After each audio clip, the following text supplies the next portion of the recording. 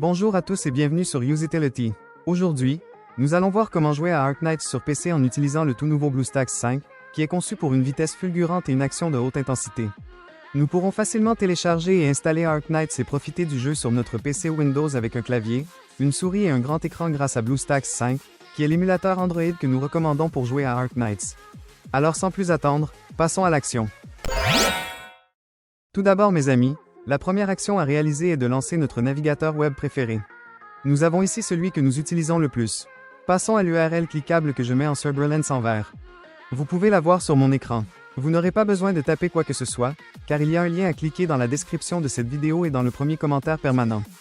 Après avoir cliqué sur ce lien, nous arrivons à cet endroit sur le site web de BlueStacks qui est l'émulateur pour Android dont nous allons nous servir pour jouer à Arknights sur un PC. Comme vous pouvez le voir à l'écran, l'usage de l'émulateur apporte quantité d'atouts.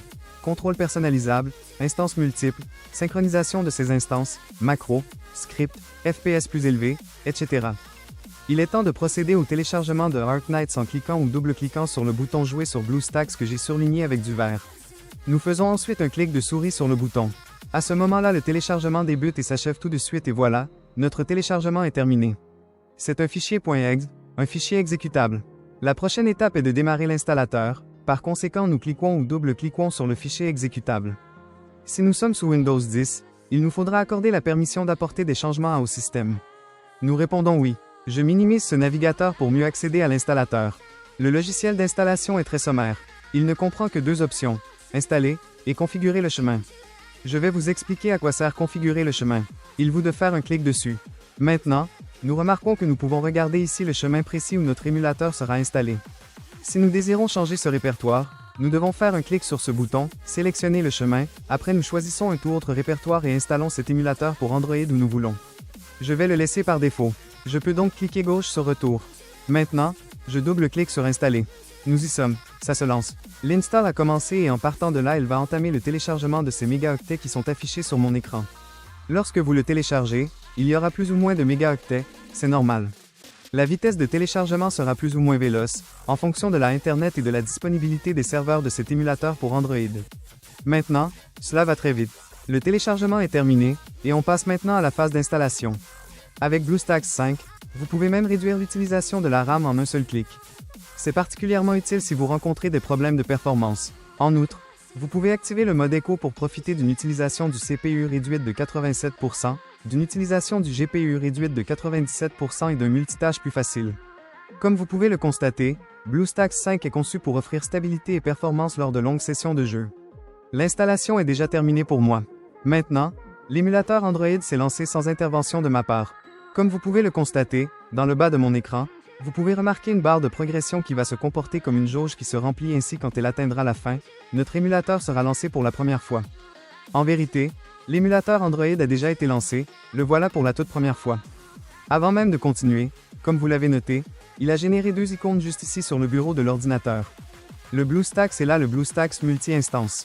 Dans quelques instants, vous verrez que l'icône BlueStacks est la seule qui nous sera utile. Chaque fois que nous souhaiterons exécuter Arknights sur notre PC, nous ferons un double-clic sur cette icône et démarrerons l'émulateur. L'icône BlueStacks multi-instance vous permet de lancer plusieurs instances d'émulateur. Et avec le nouveau gestionnaire multi-instance amélioré de BlueStacks 5 en mode écho, les joueurs peuvent exécuter plus d'instances de jeu plus rapidement et avec moins de lag. Il est temps de passer à la phase suivante, qui sera inévitable. Je veux parler de l'accès au Google Play Store anciennement Android Market. Pour ce faire, nous allons nous rendre ici, System Apps. Ensuite nous cliquons avec la souris. Et à partir de là, nous devrons cliquer avec notre souris sur Google Play. Comme vous pouvez le constater, le Google Play Store s'est évidemment lancé. À compter de maintenant, nous avons besoin de nous connecter. Maintenant que nous sommes arrivés ici, nous sommes tenus de faire la prochaine phase qui est exigée par Google. Aussi nous cliquons ou double-cliquons sur Connexion. Maintenant, il marque Checking Info. Il arrive quelquefois que cela reste bloqué sur cette étape et qu'il n'avance pas. Si c'est le cas, vous devrez essayer de vous connecter à nouveau dans 2 ou 3 heures alors le problème sera vraisemblablement résolu. Maintenant, nous devons saisir notre adresse email puis son mot de passe. Cet email doit être une adresse MyGmail et son mot de passe qui lui correspond. À titre d'exemple, vous pouvez employer la même adresse email que celle que vous utilisez habituellement pour vous connecter à votre compte YouTube. Je vais donc saisir mes informations et je reviendrai ici dès que je l'aurai fait. Voilà, les informations ont été TP. Maintenant le géant Google nous accueille et nous montre les conditions d'utilisation. Nous allons donner notre accord en cliquant avec la souris sur le bouton « J'accepte ». Ensuite, il nous invite à sauvegarder sur son cloud. Vous pouvez très bien laisser la case cochée, ainsi ça créera une sauvegarde des données de cet appareil dans G-Drive. Je ne vais pas cocher la case, mais cela n'a pas beaucoup d'importance. On clique une ou deux fois simplement sur « J'accepte ». Google Play Store sera lancé par défaut et sans intervention de notre part. Dans le but d'installer un jeu, nous devons faire un tour sur le bureau de notre émulateur en double-cliquant sur cette icône mise en évidence avec du vert. Désormais, puisque nous avons accédé au bureau de l'émulateur pour Android, nous pouvons voir que nous avons à notre disposition ce bouton « Installer le jeu ». Nous cliquons ou double-cliquons sur ce bouton. À cet endroit, nous avons sous les yeux le jeu.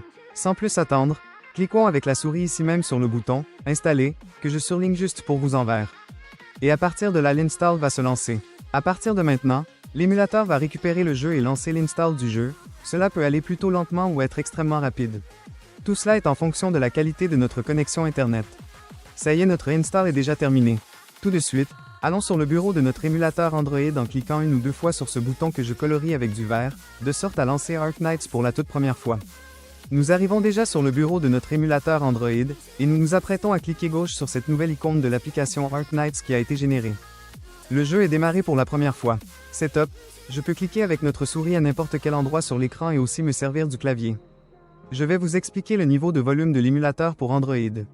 C'est à cet endroit. Nous pouvons voir l'icône d'amplification du volume et l'icône d'un volume plus faible. Grâce à cela, nous ne dépendons pas du volume de notre machine sous Windows pour accroître ou mettre en sourdine l'audio de notre émulateur Android. Après, pour apprécier au max cette expérience, nous avons la possibilité de lancer l'application de jeu sur ce grand écran.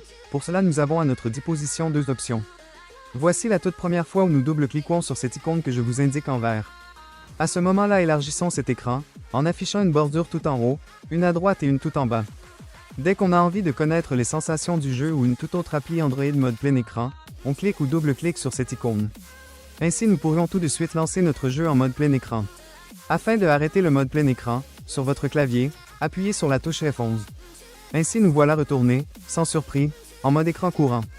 C'est le moment idéal pour vous parler du mapping du clavier qui sera très captivant. Ainsi, nous serons en mesure d'utiliser le jeu beaucoup plus aisément. La première action à effectuer consiste à cliquer gauche sur cette icône de clavier. Et là, vous allez pouvoir réaliser les modifications nécessaires. En ce qui me concerne, je vais aller à l'essentiel en conservant la configuration par défaut. Néanmoins, si vous désirez la modifier, vous pourrez le faire sans difficulté. Comme vous l'avez sans doute noté, l'émulateur pour Android est totalement disponible dans notre langue. Cependant, il est possible que quelquefois que notre émulateur soit booté dans la mauvaise langue, par exemple en coréen. À ce moment-là, pour le repasser dans la bonne langue, nous revenons à cet emplacement sur la roue dentée. Et ici, dans Autres paramètres, nous double-cliquons sur le menu déroulant « Langue ». Nous devons sélectionner la langue que nous comprenons parfaitement, français, anglais, chinois, etc. Une fois la langue sélectionnée, il nous faut sauvegarder, notre émulateur relance notre jeu, la toute prochaine fois que nous le lancerons, nous accueillera aussi la langue sélectionnée. Désormais, il existe un point de plus que nous devons prendre en compte. Je veux parler du fait que nous recevrons un My Email nous informant qu'un nouvel appareil a été connecté à notre compte Google. Il nous demandera si nous sommes au courant qu'il y a eu la connexion de cet appareil. Bien entendu, c'est le cas, pas la peine de stresser, car en effet, l'émulateur simule un appareil Android.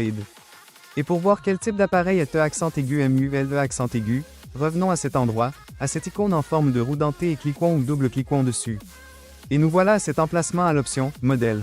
Nous apprenons ainsi que cet émulateur pour Android reproduit le comportement d'un smartphone de la marque Samsung. Nous allons donc recevoir un courrier électronique précisant qu'un nouvel appareil Samsung s'est connecté à notre compte Google. C'est tout pour ce tuto vidéo mes amis. Je souhaite de tout cœur qu'il vous ait plu, et mieux encore qu'il vous sera utile. Si oui, donnez-lui un bon like, abonnez-vous, et si vous avez des commentaires, des questions à me poser ou des suggestions à faire, laissez-les dans la boîte de commentaires ci-dessous. Cliquez gauche sur l'une des vidéos qui s'affichent sur votre écran et rendez-vous dans les prochaines vidéos. Au revoir.